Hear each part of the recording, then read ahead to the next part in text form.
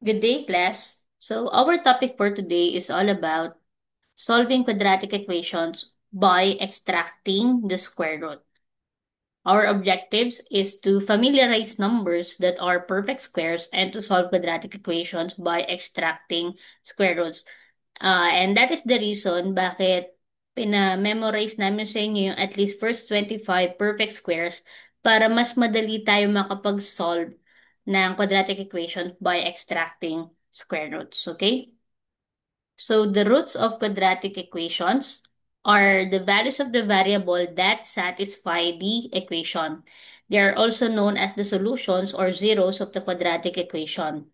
And the quadratic equation will always have two roots, okay? So remember class, if we're going to get the roots of quadratic equations, ang kinukuha natin doon is yung exact values ni x or ng variable. Okay? And in quadratic equations, since it is x squared, meaning to say we're going to have two values of x or the variable. Dalawa lagi yung roots natin. Okay? So now, actually, there are different types or methods of solving quadratic equations. But for today, we will be focusing on solving quadratic equations by extracting the square root. So the question is, how do we extract the square root? Remember that to extract or take the square root of a number means to find the value that, when multiplied by itself, gives the original number. So take note that the square root of a is equal to b if and only if b squared is equal to a or negative b squared is equal to a. So for example, the square root of 4 is equal to positive or negative 2. Now, bakit positive or negative 2? Because if we get the square of positive 2, okay, ang makukuha pa rin naman natin is positive 4. Same with negative 2. Negative 2 squared is also equal to positive 4. That's why in extracting the roots, laging dalawa yung values niya, positive or negative. Okay, kasi pag yung negative in square, nagiging positive pa rin. Tama? Negative times negative is positive. But if you only take the positive value of the square root, meaning to say, ang kinukuha nyo lang doon is the principal root. Okay, usually yung principal root, yung ginagamit natin when we are like solving for the areas, yung mga measurements, right? Doon natin lang kinukuha yung positive, yung principal root lang yung kailangan natin doon. Why? Kasi wala naman kasing negative na measurements. But here, in getting the roots of the quadratic equations, dalawa lagi, isasama natin pati yung negative value. Okay? So solving quadratic equations by extracting the roots. We have here the square root principle that if x squared is equal to a and a is greater than or equal to 0, then x is equal to the square root of a or x is equal to the negative square root of a. Usually, we use the method extracting the square root if the form of the quadratic equation is ax squared equals c. Okay? Kapag wala yung ating linear term, yung si bx. Okay? So first example, solve for x. We have here x squared is equal to 64. So we're going to solve that by extracting the square root. So our first step, okay, since naka-ax squared equals c naman na yung form niya, right? We will simply extract their roots. So get the square root of x squared and the square root of 64. Remember class that the square root of the variable is, we always get the absolute value. Positive lang lagi, okay? So the square root of x squared is simply x. And now that is equal to the square root of 64. Remember, we have here the positive and negative value. So square root of 64 is 8. So, yun na yung values ni x. Dalawa yung values niya, right? Positive 8 and negative 8. Next one. we have here x squared minus 144 equals 0. Also, class, remember that if you're going to you're going to solve quadratic equations by extracting the roots, kailangan laging naka-isolate yung ating quadratic term. Okay? So, this is our quadratic term. But since hindi pa siya naka-isolate, so anong pwede natin gawin? We can what? Yan, we can transform negative 144 to the other side of the equation. Okay? And if we transpose negative 144 to the other side of the equation, then we're going to have x squared is equal now to negative, magiging positive 144. Okay? Then after that, get the square roots. So again, square root of x squared is x. And the square root of 144 is positive and negative 12. Ito na yung ating answer. Next, we have here 2x squared equals 2. So this time, hindi pa natin kagad basta pwedeng extract yung kanilang roots, okay? Hindi pa natin pwedeng kunin yung square roots. Why? Because here, the numerical coefficient of x squared is not yet 1. Kailangan kasi x squared lang eh. Since yung numerical coefficient niya ay 2 pa, kailangan muna natin yung gawing 1. So, paano natin gagawin yon? So, simply, first is we need to divide both sides by 2. Okay? So, if we divide both sides by 2, so 2 divided by 2 is 1. Cancel na. Ano nang natira? X squared na lang. Is now equal to 2 divided by 2 is 1. Okay? And then, since x squared na lang to, pwede na natin kunin yung kanilang mga square roots. So, square root of x squared is x. And then, square root of 1 is positive, negative 1. Okay? Example 4, we have 9x squared equals 25. So, again, the numerical coefficient of x squared is 9.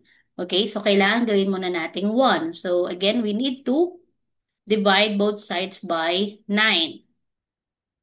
So, 9 divided by 9 is 1. Cancel na. X squared na lang.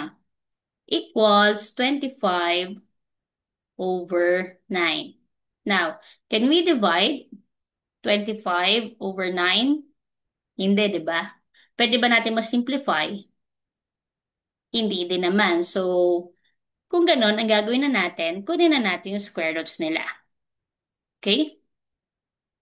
So, square root of x squared is x is now equal to, what is now the square root of 25 over 9? Kapag kukunin natin yung square root ng fractions, ganito lang siya. Kunin mo yung square root ng numerator and then kunin mo yung square root ng denominator. Isa-isa lang yan. So, we have here positive, negative.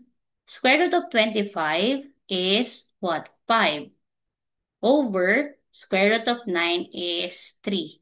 So, ito na yung ating answer. Meaning, the values of x are positive 5 over 3 and negative 5 over 3. Next. We have 3x squared minus 27 equals 0. So, ano yung magiging first step natin? First step is to isolate the quadratic term. So, transpose natin si negative 27. If we transpose negative 27 to the other side of the equation, it will become positive. Remember class, pag nagtatranspose tayo at dumadaan ng equal sign, nagbabago lagi yung sign niya ha. So, we have here 3x squared equals 27. And then, our next step is what? To divide muna both sides by 3. Okay? Kasi kailangan si x squared lang muna siya. So, 3 divided by 3, that is 1. So, x squared na lang yung natira. And then, 27 divided by 3. Pwede bang ma-divide? Yes, pwede. Because 27 divided by 3 is 9. Okay? Then after that, kunin na natin yung kanilang mga square roots. So, the square root of x squared is x equals square root of 9, that is positive, negative 3. Okay? Next one, example 6. We have x minus 3 squared equals 169. So what will be our first step? Can we transpose negative 3 muna to the other side of the equation? Okay, actually, hindi natin yan pwedeng i-transpose. Bakit? Kasi nasa loob siya ng parenthesis. Naka-quantity pa sila eh. Okay? But, meron bang, ano yung numerical coefficient ni x? Actually, 1 na yan. And wala namang number sa harap ng parenthesis, right? So, kapag ganyan, yung klase ng given, pwede mo na kagad i-extract yung kanilang roots. Kunin mo na yung square roots nila. So, the square root of quantity of x minus 3 squared is simply x minus 3. Okay? Equals the square root of 169, that is now positive, negative 13. Okay? Then what will be our next step? This time, pwede na natin i-transpose ngayon si negative 3. Okay? Kasi wala na siya sa loob ng parenthesis eh, na-extract naman na natin. So, if we transpose negative 3, magiging positive 3 na siya. So, meaning we have here now x is equal now to 3 plus or minus 13. Now, kapag ganito pa yung equation natin, pwede pa natin i-operate. Okay? So, find the solution. So, paano yung gagawin natin? Sa una, kunin lang muna natin yung positive value ng roots. Okay?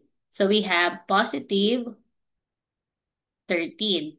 And then sa kabila, si negative 13 naman yung gagamitin natin. Okay? So kung si positive 13, we will have here x is equal to 3 plus 13.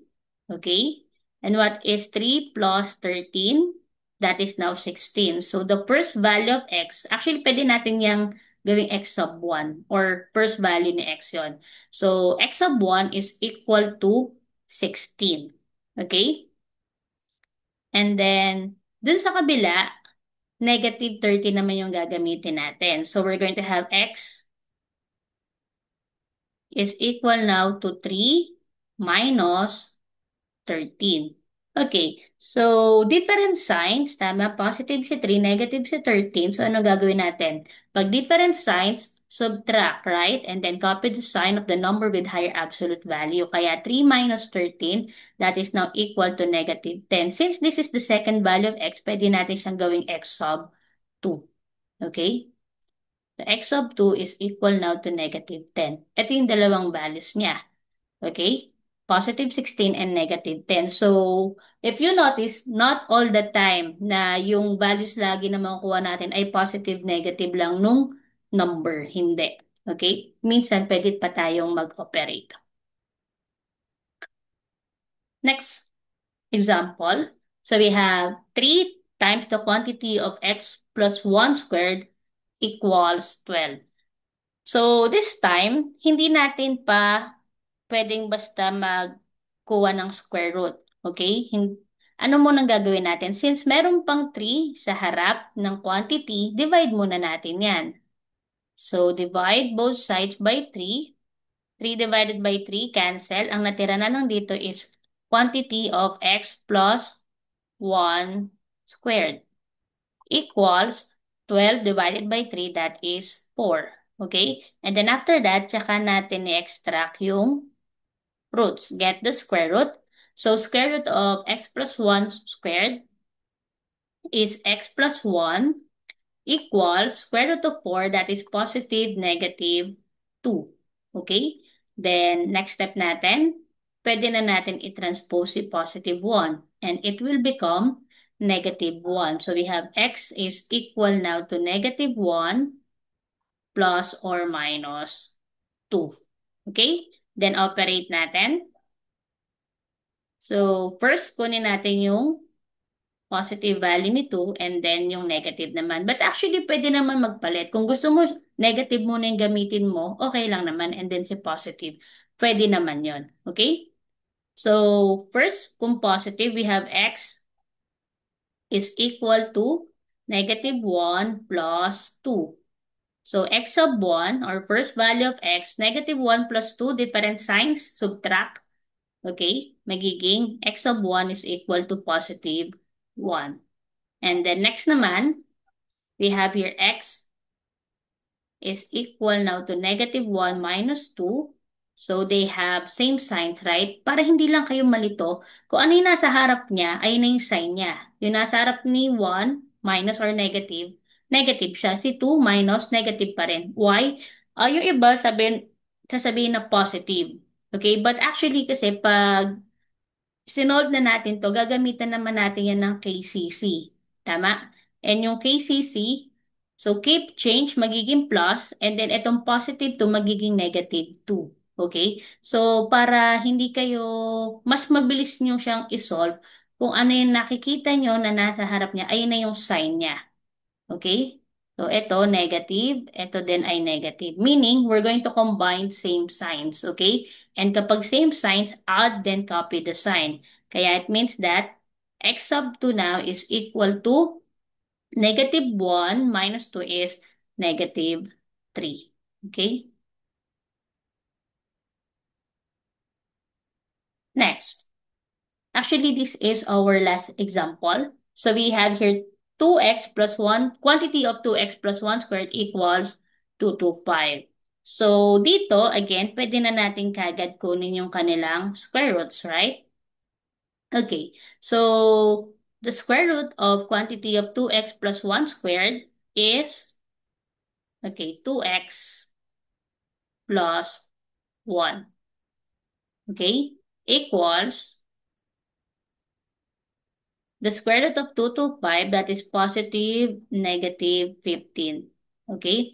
Actually kasi, pag kinukuha natin yung square roots, nakakancel kasi siya, para siyang nadi-divide. Ito kasi, pag square root, ang index niya ay 2. So, kung naka-raise din yung radicand, ay yung nasa loob ng square root. Sa 2, makakancel siya. Kaya ang matitira na lang ay yung mismong radicand. Natanggal na din yung exponent. Okay? So we have 2x plus 1 equals positive negative 15. Anong pwede natin gawin? Transpose positive 1. So magiging negative 1, right? We have now 2x is equal to negative 1 plus or minus 15. Now, yung numerical coefficient ni x ay hindi pa 1, right? 2 pa yan, kaya we still need to divide both sides by 2. Okay? So, 2 divided by 2x na lang is equal to negative 1 plus or minus 15 over 2. Then, operate pa natin yan. So, first one, positive 15, and then negative 15. So we have x is equal to negative 1 plus 15. Huwag niyong kalimutan, meron pang over 2.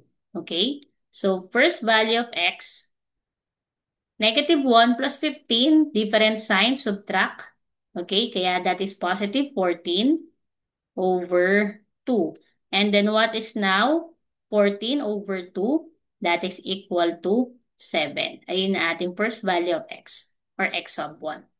Next, for x sub 2, so we have here now x is equal to negative 1 minus 15 over 2.